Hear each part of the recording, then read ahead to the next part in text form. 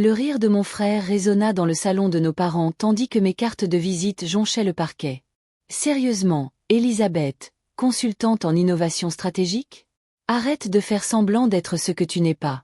J'ai vu James, mon aîné de 2 ans, écraser sa chaussure en cuir hors de prix sur l'un de mes chariots, maculant le lettrage en relief que j'avais payé en supplément.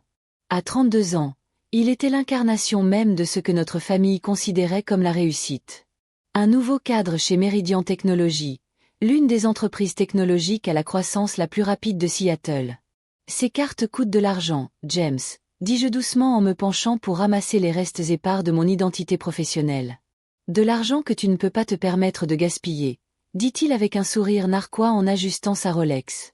Un cadeau de nos parents pour son nouveau poste. Admets-le, petite sœur. Consultante, c'est juste un mot sophistiqué pour dire chômeur. Notre mère est entrée avec un plateau d'amuse-gueule pour le dîner de fête de James. Elisabeth, ma chère, tu fais toujours ton truc de freelance? Tu sais que ton père pourrait passer un coup de fil. Trouve-toi quelque chose de plus stable. Je me redressai, fourrant les cartes récupérées dans la poche de ma veste. La veste était de chez Armani, même s'ils ne sauraient jamais qu'elle ne venait pas des soldes de la saison dernière. À leurs yeux, j'étais toujours la déception de la famille, celle qui avait abandonné une vraie carrière pour créer sa propre entreprise. « Je vais bien, maman », répondis-je en repensant à la réunion dont je venais de sortir. Celle où j'avais signé les derniers papiers pour acquérir Meridian Technologies via ma holding, Aurora Venture. Bien ne rime pas avec succès, intervint James en se laissant tomber dans le fauteuil en cuir de notre père. Pendant que tu es consultant, je vais transformer Meridian. Ils ont de la chance de m'avoir, tu sais. L'entreprise m'a pratiquement supplié de les rejoindre. Je réprimai un sourire, sachant que le PDG avait déjà été discrètement informé des changements de direction à venir. James ignorait totalement que son job de rêve allait changer radicalement. « Quand commences-tu ton poste ?» demandai-je, connaissant déjà la réponse. « M-Day », dit-il en souriant, sortant ses propres cartes de visite, épaisses et brillantes, avec le nom de vice-président exécutif gravé en or. Contrairement à certains, j'ai un vrai titre dans une vraie entreprise. Notre père entra, rayonnant de fierté. « Mon fils, je viens de raccrocher avec George au country club. Tout le monde parle de ton nouveau poste. Enfin, un Harrison qui fait la une du monde des affaires. » Je pensais au gros titre qui allait paraître la semaine prochaine lorsqu'Aurora Venture révélerait qu'elle était propriétaire de Meridian. Cette mystérieuse holding avait fait couler beaucoup d'encre dans le monde des affaires de Seattle, connu pour ses acquisitions agressives et ses stratégies de gestion innovantes. Personne ne savait que derrière ce bouclier se cachait la cadette des Harrison, bâtissant discrètement un empire pendant que sa famille se moquait de ses choix de carrière. Elisabeth nous montrait juste ses cartes de visite, dit James en mettant le mot « business » entre guillemets. Papa jeta un coup d'œil à la carte froissée par terre. Consulting. Alors chérie, ça fait 3 ans. Il est peut-être temps d'admettre que cette période entrepreneuriale ne fonctionne pas. 3 ans. Pendant qu'il pensait que je survivais grâce au travail indépendant, je transformerais l'héritage de ma grand-mère, un modeste $1 million qu'il pensait que je gaspillerais, en une holding valant plus de $300 millions. Aurora Venture détient désormais des participations dans une douzaine d'entreprises du secteur technologique. Chaque acquisition est faite avec soin et anonymat. En fait, dis-je en ramassant mon sac. J'ai des réunions demain. De grands changements en perspective. Des changements? Maman se redressa. Tu envisages enfin de vrais boulots? Quelque chose comme ça. Je souris en repensant à l'email que j'avais reçu pendant le dîner. Celui confirmant qu'Aurora Venture détient désormais 67% des actions de Meridian Technologies. Eh bien, ne vous attendez pas à être présenté demain par chez Meridian, m'appela James alors que je me dirigeais vers la porte. On a des critères. Je marquai une pause et me retournai. Ne t'inquiète pas, James. J'ai le sentiment qu'on va se voir souvent très bientôt. Dans ma voiture, une Audi volontairement modeste qui ne poserait pas de questions. J'ai vérifié mes messages. Mon assistante m'avait confirmé que tout était en place pour l'annonce de lundi. Le conseil d'administration se réunirait à 9 heures pour approuver officiellement l'acquisition, suivi d'une réunion générale où le nouveau propriétaire de Meridian serait présenté. Cette même réunion où James découvrirait que sa petite sœur n'était pas seulement une réussite, elle était sa patronne. Mon téléphone a vibré, un SMS de maman m'a répondu. « Ma chérie, James a laissé quelques contacts professionnels ici. Je te les garde? Ça pourrait t'aider. J'ai démarré ma voiture en pensant à la pile d'accords de confidentialité qui trônait sur mon bureau chez Aurora Venture. Ceux que tous les dirigeants de Meridian, y compris leur nouveau vice-président exécutif, devraient signer lundi. Oh, merci, maman. Ai-je répondu. J'ai tous les contacts qu'il me faut. J'ai hâte à notre réunion de 10 heures. Ne sois pas en retard. Sa réponse est venue instantanément. Désolée, ma sœur. Uniquement pour les réunions de direction. Peut-être la prochaine fois.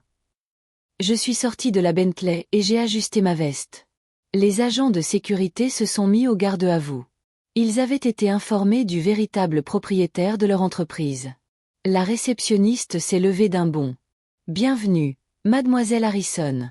Le conseil d'administration est prêt quand vous le serez.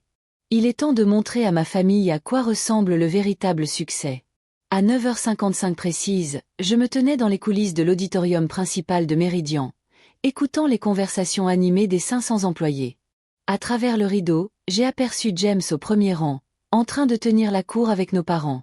Sa nouvelle assistante faisait déjà des allers-retours avec du café et des mises à jour d'emploi du temps. Tout le monde est en place, a murmuré Kate en me tendant le dernier rapport. Les membres du conseil d'administration sont assis. La presse est prête. Et elle a souri. Votre frère vient d'envoyer un email à toute l'entreprise annonçant sa vision d'un leadership transformateur. J'ai jeté un coup d'œil à mon téléphone où l'email de James brillait sur l'écran. En tant que nouveau vice-président exécutif, je promets de révolutionner Meridian Technologies. Le changement commence aujourd'hui. Il n'avait aucune idée à quel point il avait raison. Gerald Porter, PDG de Meridian, s'est approché avec un regard d'excuse. Mademoiselle Harrison, votre frère a déjà exigé la démission de 3 autres responsables. Il menace de restructurer des services entiers. Ne vous inquiétez pas, Gerald.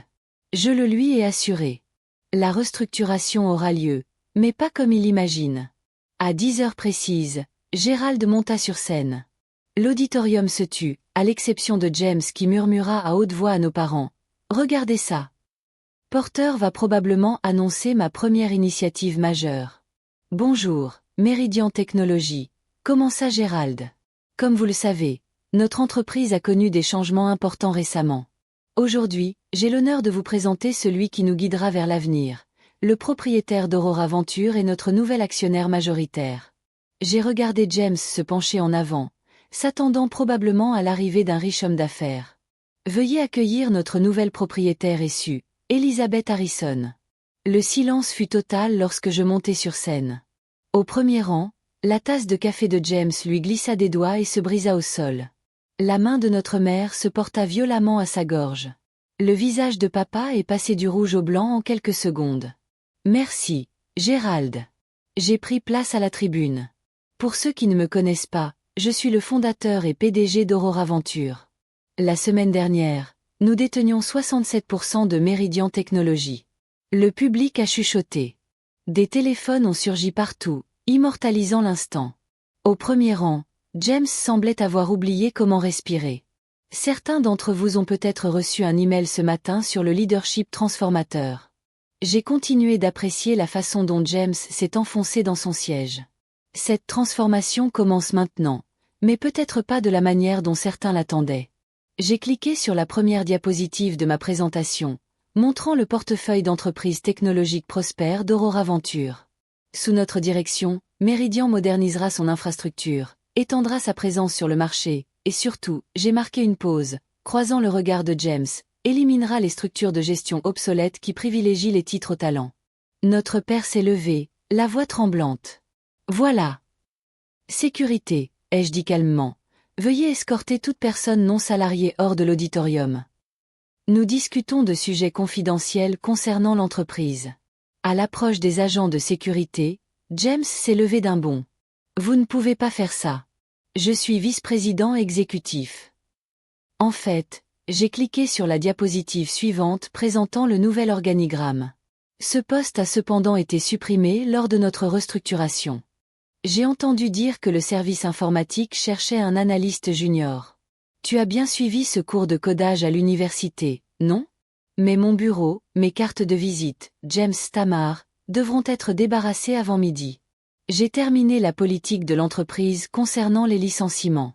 Mais contrairement à toi, je ne jetterai pas ces cartes. Elles pourraient faire une exposition historique intéressante un jour. Notre mère pleurait. Le mascara coulait. Elisabeth, comment as-tu pu faire ça à ton frère? Comme vous m'avez tous fait ça? Ai-je répondu, ma voix résonnant dans le silence de l'auditorium. En présumant que le succès n'est qu'une seule perspective, en écartant quiconque ne correspond pas à ta définition étroite de la réussite. L'heure suivante fut un tourbillon d'annonces, de plans stratégiques et de visions d'entreprise. J'ai exposé la stratégie d'Aurora Venture pour Meridian, présenté les initiatives clés et répondu aux questions d'employés de plus en plus enthousiastes. Pendant ce temps, ma famille était figée au premier rang, regardant leurs hypothèses de réussite s'effondrer en temps réel. Après la présentation, je les ai trouvés en train d'attendre devant mon nouveau bureau. Le bureau d'angle que James avait redécoré. C'est humiliant, siffla James. J'ai déjà parlé de ma situation. Considère ça comme une leçon de diligence raisonnable, répondis-je en admirant la vue sur Seattle. Il faut toujours savoir à qui appartient l'entreprise avant de licencier. Notre père s'avança, adoptant sa voix de négociateur. Princesse, on peut sûrement en discuter. La famille devrait aider la famille comme tu m'as aidé. Je me retournai pour leur faire face en me moquant de mon entreprise, en jetant mes cartes, en me traitant comme une ratée parce que j'avais choisi une autre voie. On essayait de te protéger, plaida maman. Non, tu essayais de me contrôler, de me forcer à adopter ta version du succès. Je m'assis derrière mon bureau, le pendentif de ma grand-mère illuminant la lumière du matin. Mais le vrai succès n'a besoin de la permission de personne. James fit une dernière tentative. Le country club. Ma réputation. Tu dois me donner une autre chance. En fait, non. J'ouvris mon ordinateur portable. Mais puisque tu es si intéressé par le conseil maintenant, voici ma carte. J'ai glissé une de mes cartes de visite d'Aurora Venture sur le bureau, mais tu ferais mieux de la manipuler avec précaution. Il coûte cher. La sécurité est arrivée pour les escorter. En partant, j'ai entendu James demander à papa si son ancien poste dans l'entreprise des amis de la famille était toujours disponible. Au cours des semaines suivantes, Meridian s'est transformé. L'innovation a prospéré sans l'ancienne hiérarchie. Le moral des employés a grimpé en flèche. Le cours de l'action a bondi de 30% à l'annonce de la nomination de la direction d'Aurora Venture. Les réactions de ma famille ont été diverses. Maman envoyait chaque jour des appels émotionnels sur la loyauté familiale. Papa alternait entre menaces et tentatives de réconciliation. James publiait de vagues mises à jour LinkedIn sur l'exploration de nouvelles opportunités tout en passant discrètement des entretiens pour des postes de débutants. Un mois plus tard, j'ai reçu une invitation à prendre la parole à la cérémonie de remise des diplômes de mon ancienne école de commerce. Le sujet était de redéfinir le succès, de rompre avec les paradigmes traditionnels. J'ai accepté, prévoyant d'utiliser les cartes de visite froissées de ma famille comme support visuel. Le matin du discours, un dernier SMS est arrivé de ma grand-mère, la seule à avoir cru en moi depuis le début. J'ai vu le dernier cours de l'Action Meridian. Bravo, ma chérie. Parfois, la meilleure vengeance ne consiste pas seulement à leur donner tort. Il s'agit de prouver que l'on a raison d'une manière qu'ils ne peuvent ignorer. Depuis mon bureau, contemplant Seattle, ce bureau que James avait si brièvement revendiqué, je pensais au succès sous toutes ses formes. Aux cartes de visite jetées au hasard dans des empires bâtis en silence. Aux frères qui pensaient que les titres de poste étaient synonymes de pouvoir et aux sœurs qui savaient que le véritable pouvoir réside dans la possession de l'entreprise. Sur mon bureau, à côté des rapports d'acquisition et des plans stratégiques, se trouvait une unique photo encadrée. Ma grand-mère le jour où elle m'a donné mon héritage. Nous sourions tous les deux comme si nous avions partagé un secret, ce qui était bien sûr le cas. Le secret n'était pas seulement une question d'argent ou de réussite. C'était une question de patience, de vision et de la douce satisfaction de voir ceux qui vous sous-estimaient réaliser à quel point ils avaient tort.